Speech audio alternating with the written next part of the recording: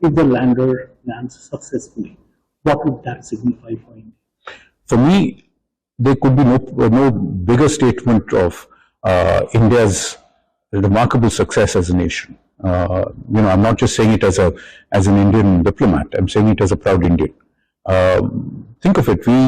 We started our space program at a point of time where India had very little really by way of economic means. Today, it's a space program that's limited only by human imagination. We will be among the few nations to be able to actually land anything on the moon. That's ahead of everybody practically on this world.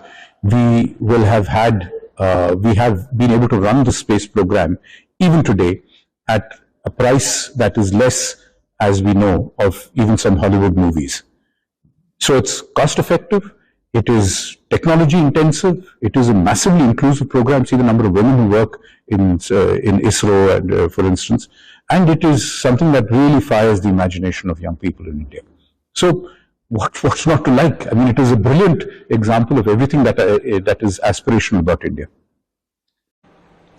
हाँ, प्रयास में अभी तक तो जितने भी information आ रही है इसरो की तरफ से वो सक्सेसफुल है।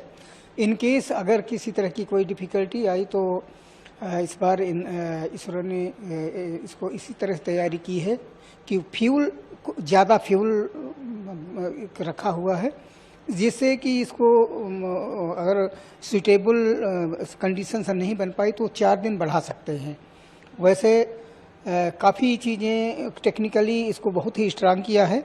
जैसे कि पहले में फेल्योर था वो था कि उसकी स्पेस था 500 मीटर इंटू 500 मीटर, इतने एरिया में ही वो लैंड कर सकता था, उतने के लिए ही बनाया था। इस बार इन्होंने 4.3 मल्टीप्लाई 2.5 यानी 4.5 गुणे 2.5 किलोमीटर का एरिया इनको मिल रहा है।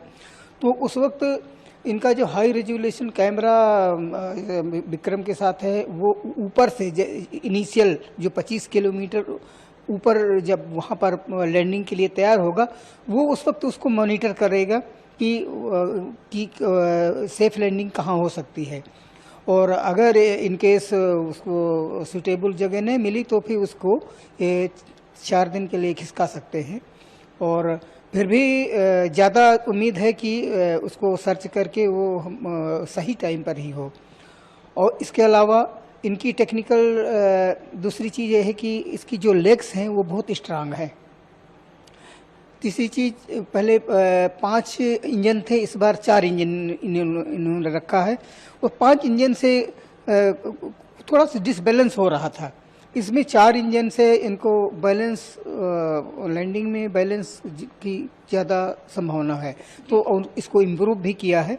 तो ये 3 चीज़ें ये हैं। एक चुनौती ये भी रह सकती है कि वो चंद्रयान घूम रहा है, उसकी स्पीड को कंट्रोल करना भी लैंडिंग के समय। हाँ, वही करेंगे, क्योंकि अभी तो ये इलिप्टिकल पाथ में घूम रहा है, मिनिमम है 25 किलोमीटर मिनिमम है, और उसका 143 किलोमीटर तो ये इलिप्टिकल पाथ है, एक अंडाकार मार्ग है, उसमें चल रहा है। तो जब 25 किलोमीटर का जो लास्ट मोमेंट में आकर के उस वक्त इसकी लैंडिंग के लिए इसको पहले, अभी तो ये हॉरिजॉन्टल में है, हॉरिजॉन्टल क्योंकि परिक्रमा कर रहा है, उस वक्त इसको वर्टिकल करेंगे, तो एक खास एंगल से धीरे धीरे वर्टिकल करके तब फिर लैंड होगा। और उसकी शुरुआत की स्पीड होगी इसे कि 1683 किलोमीटर पर सेकंड लैंडिंग की स्पीड। फिर उसको 7.5 किलोमीटर तक उसको उसी स्पीड में रखेंगे। फिर इसके बाद उसको रिड्यूस करेंगे 400 मीटर पर सेकंड।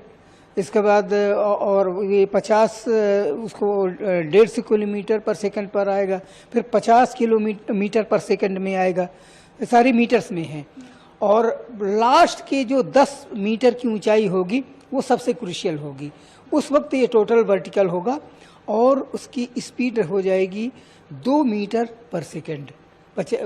तो इस तरह से धीरे धीरे वो कम होते होते जिससे सॉफ्ट लैंडिंग में आसानी हो और नीचे इम्पैक्ट उसका आसान, चंद्रमा की धरती पर जब टच करे तो उस वक्त उसका इम्पैक्ट बहुत ज़्यादा ना आए।